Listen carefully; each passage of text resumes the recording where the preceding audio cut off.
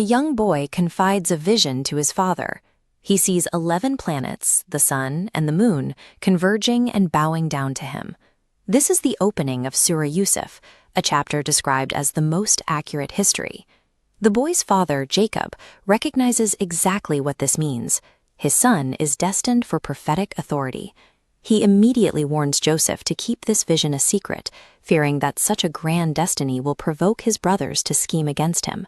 But the boy's secret is quickly discovered. Consumed by the belief that their father favors Joseph, his older brothers conspire to remove him.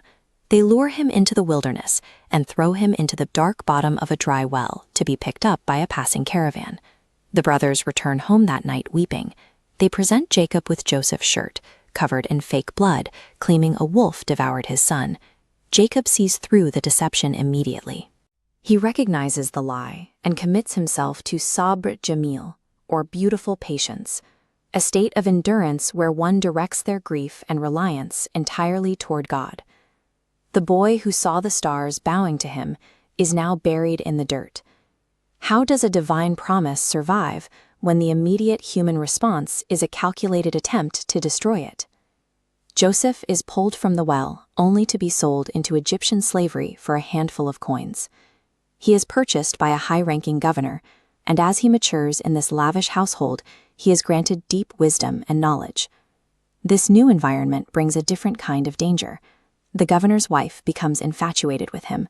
She locks the palace doors, cutting off any escape, and offers herself to him. Joseph refuses, citing his loyalty to his master and his fear of God. He sprints toward the door as she chases him, reaching out and tearing his shirt from the back. They run into the governor at the doorway, where she falsely accuses Joseph of trying to assault her. A witness points to the forensic evidence. The front of the shirt is perfectly intact, but there is a distinct, jagged tear across the back. This proves she was the pursuing aggressor, and he was the one fleeing. Despite the evidence, rumors flood the city. To justify herself, the governor's wife hosts a banquet and hands the city's women sharp knives. When Joseph enters, the women are so stunned by his presence that they accidentally cut their own hands. She uses this reaction to threaten Joseph with imprisonment if he does not yield. Though the evidence of his innocence is clear, the city's officials decide to lock Joseph away to put an end to the public scandal. By choosing moral integrity over the corruption of the palace, Joseph has been physically removed from society. His refusal to sin has resulted in his total confinement. Now, in an Egyptian cell, Joseph meets 2 other prisoners, a winepresser and a baker. He shares his belief in monotheism with them before accurately interpreting their recurring dreams. He tells the winepresser he will be released to serve the king again and asks him to mention Joseph's innocence. But upon release, the man forgets. Joseph remains in prison for several more years. The narrative turns on a dream the king of Egypt experiences: 7 fat cows consumed by 7 lean ones, and 7 green spikes of grain alongside dry ones. The cupbearer finally remembers the prisoner. Joseph explains the cycle and provides a strategy.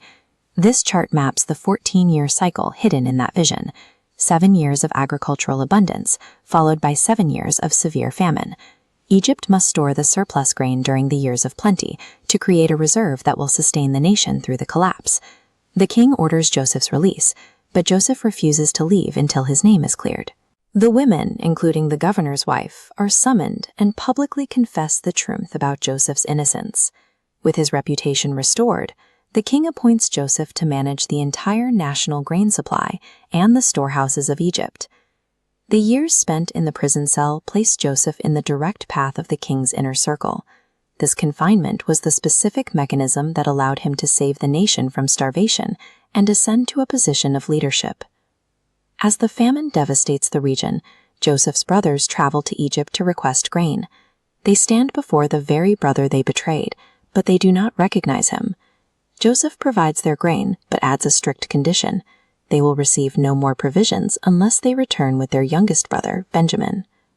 When the brothers return with Benjamin, Joseph has his servants hide the king's golden drinking goblet inside Benjamin's burlap sack. As the caravan departs, Joseph's men intercept them and discover the cup, providing a reason to keep Benjamin in Egypt. The desperate brothers offer to be enslaved in Benjamin's place, unable to face their father after breaking their pledge to protect his youngest son. Seeing their profound remorse, Joseph finally identifies himself. He asks if they remember what they did to Joseph and his brother in their ignorance. As they stand stunned, he offers them complete forgiveness and credits God for the outcome of their lives.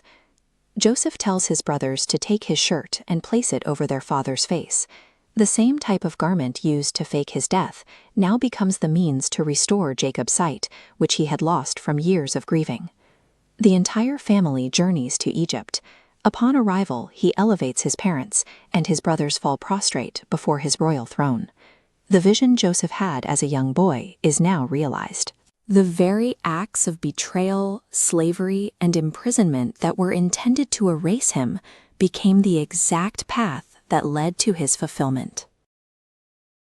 If you enjoyed this video, don't forget to like, share, and subscribe. It really helps the channel grow.